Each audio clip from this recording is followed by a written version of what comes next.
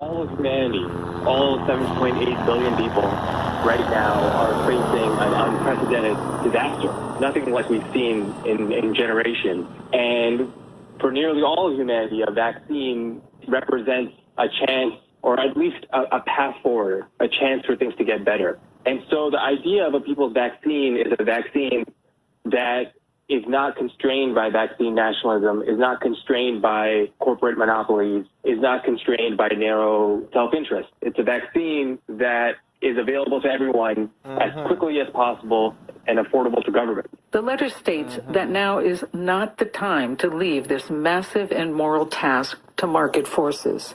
It's signed by the current Prime Minister of Pakistan and the current presidents of Ghana, Senegal, and South Africa. Dozens more who have served as their nation's leaders also signed on from countries ranging from Iceland to Tanzania, from Uruguay to Poland. Together, they call for a global agreement that will first make all vaccines, treatments, and tests patent-free. In other words, a mandatory worldwide sharing of all COVID-19 related knowledge, data, and technologies. It's a policy Zain Rizvi says is absolutely necessary. The idea that one nation or one corporation ends up with what is the vaccine recipe and keeps it to itself and lets millions and millions, if not billions of people continue to be ravaged by a pandemic is simply unconscionable. Zain Rizvi wants to be clear that this kind of knowledge sharing isn't a panacea. Knowing how to make the vaccine is very different than being able to produce it on the scale that will be needed. In an April op-ed titled, "Scary to Say, but We're Not Ready Yet for Successful Vaccine," Rizvi warns that unless we act now, there will almost certainly not be enough supply. And while capacity to produce may have improved since April, it's still not enough. But no matter which corporation it is, whether it's a small biotech or it's one of the larger, what we could traditionally consider big pharma, the reality is that no single corporation can supply the entire world quickly. That's why the letter signed by world leaders also calls for an equitable and rapid manufacturing and distribution plan, one that is fully funded by rich nations. It's reasonable to question, why would the pharmaceutical industry agree to conditions of the people's vaccine? Zain Rizvi says there's an easy answer. According to a data tracker recently released by Public Citizen, billions of dollars in U.S. taxpayer-funded grants have gone to pharmaceutical corporations in unpublished contracts to develop and manufacture coronavirus vaccines, tests, and treatments since the pandemic began. And it's not just grant money that's making vaccine development possible. The work of federal scientists, paid for by tax dollars, helped pave the way for technologies being tried today. Governments around the world have tremendous leverage right now because they're literally spending billions of dollars to try and push these companies to do something. The U.S. government alone has probably spent over $10 billion already. And so with that immense amount of public money going into these corporations, you could certainly imagine a world in which they are expected to not only develop a vaccine, but then also share the vaccine recipe. And so it's literally about including things in the contract that demand it. So what stands in the way of putting those kinds of demands in government contracts to private corporations? In part, a way of thinking. One of the big challenges in this area is that people often see vaccines as a zero-sum game. I have a dose, so you don't have a dose. And so now we're going to fight out about who should get a dose. But in reality, there's a way in which we can make a bigger pie. You know, we don't have to figure out who gets the smaller slices. And the way we get to a bigger pie is by sharing the knowledge, by sharing the know-how, by sharing the intellectual property. So all qualified manufacturers all around the world can produce the vaccine as soon as it is proven safe and effective. Safe and effective. That raises another issue for Zain Rizvi and his colleagues. Last week, Trump said a vaccine for the coronavirus could be ready before Election Day by November 3rd.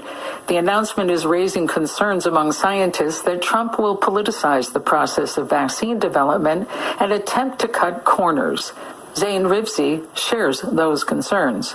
Yes, This is a president who has touted an unproven cure or unproven treatment for coronavirus for the past few months. And so I think everyone is concerned about the integrity of the scientific process. Public Citizen sent a letter to the FDA, the Food and Drug Administration, the authority that regulates the approval of drugs, demanding that the FDA conduct a full review and not approve any potential vaccine under what's called emergency use.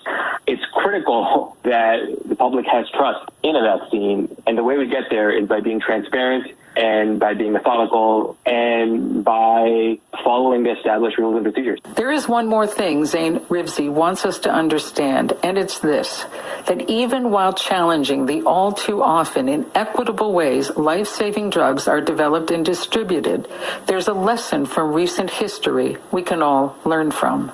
You know, we've been here before in some way, but not exactly. But when HIV/AIDS drugs first came out, there were huge disparities in access. And pharmaceutical corporations went around the world enforcing their monopolies and prioritizing profits over public health. And we saw unprecedented public health disaster. In South Africa, for example, the Pharmaceutical Trade Association literally sued Nelson Mandela because they said that some measures his government was taking to make medicines affordable, they raised concerns with them. And so we've seen this happen before, but we've also seen that things can be different. Activists fought back, and activists fought the greed of the pharmaceutical industry and generated public pressure and got governments to take a stand. And so we can do it again. It seems impossible until it's done. And so we really have a moment here to transform how medical aviation is done, not just for this coronavirus.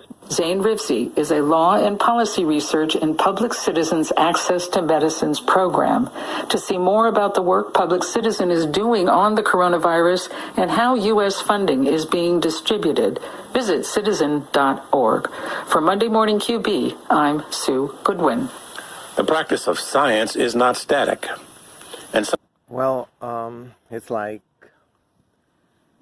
seems like a long time since the voice of sense, of common sense, about stopping the consumption of fried food and all kinds of food that we eat every day with pesticides and hormones. That was one of the first voices that was getting, traction. And now it's all vaccine. You're getting silence if you advocate for prevention, for preventive medicine. It's just ridiculous. It's ridiculous. I mean, it take years and years to actually make these studies. When a medication, a product come out, it have to be tested on all kinds of populations, not just white population. So how can they even be talking about a vaccine, and without even doing these studies? They have to be blind studies. I forgot that there's a name of randomized there's a whole bunch of requirements for these studies. Where they some sector of the testing people get a placebo, another one get a smaller dosage, and another one get what they think is more of an accurate dosage, for in this case a vaccine. I don't know, it's just like people are actually willing to use this vaccine, to put this inside their bodies. They have not even been tested. And also I always hear that the real problem is that they don't want you or me or nobody to be able to sue them. That's what is really behind all this. They don't want to be able. They don't want you to be able to sue them if you or your child, become autistic or something, or riddled with anxiety and depression, which is often happened. You know, people, we see all these diseases that are coming out, Asperger's. What is the other ones that the direct result from vaccinations? And I mean, anxiety. It's a big one. It is a big one that people, they don't even realize that they're suffering from anxiety. They just feel themselves a certain way. But I don't know. I'm preaching. You know, I'm trying to talk to a wall. I don't think, you know, people are actually don't want to take advantage of this situation that I've been waiting for 100 years, you know, for all this stuff to be put out in the open and being dissected and stuff, and like it's crazy. It's like, but then again, you know, I don't watch television. I don't read the media. I stay away from white media. So, but I can tell, you know, by people's reactions, you know, just standing online, you know, at 5 in the morning.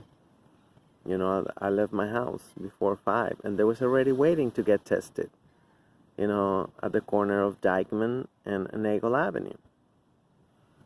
You know, that's where they have this testing site. And every day the line is like a, you know, like a block. You know, this the size, the length of one of the New York City blocks. There's all these people waiting to get tested. For what? You know, I mean, you can get infected, you know, right after you get the test. And these people are going to be walking around feeling safe and feeling like, oh shit, you know, I'm negative. It's ridiculous. It is ridiculous. So, but if a vaccine come out for coronavirus, which you have 4 segments of the HIV virus, you know, mysteriously added to it, because there's no fucking way that SARS can actually mutate or something in order to merge with a retrovirus, you know, with an RNA. I don't know. I don't know. It's sad. It is sad. You know how everything is happening. Even when we've been warned for at least 5 years. You know, it's like, I'm sure everybody's seen those videos, writing about the reset and all these and all these things that they've been planning. And everything is actually going according to those warnings. You know, it's like, oh, you know, we heard about this, so, you know, it's like inevitable. It is not inevitable. You know, we've been warned about this reset. You know, we've been warned about, you know, all this crazy shit that they're gonna be using as an excuse to rob us blind. You know, they're using FEMA money, you know, for unemployment checks. You know, that's so fucking ghetto. I mean, like, who the fuck do that? You know, but